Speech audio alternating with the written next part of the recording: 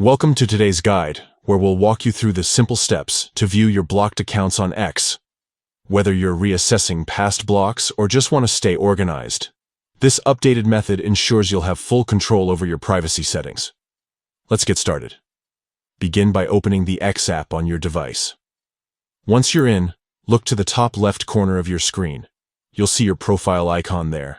Tap it to open the menu. This is your gateway to managing all things related to your account. Next, scroll through the options until you find Settings and Privacy. Tap it to access a suite of tools designed to customize your X experience. This section is where you'll handle everything from security to personal preferences. Now, within Settings and Privacy, locate the Privacy and Safety tab. This is the heart of your account's security settings. Here, you can adjust who interacts with your content, manage sensitive material, and of course, handle blocked accounts. Once you're in Privacy and Safety, look for the Mute and Block option. Tap it, and you'll see two distinct sections, one for muted accounts and another for blocked ones. These lists help you filter unwanted interactions while keeping your feed focused on what matters to you. Finally, tap Blocked Accounts. Voila! You'll now see a complete list of every profile you've blocked.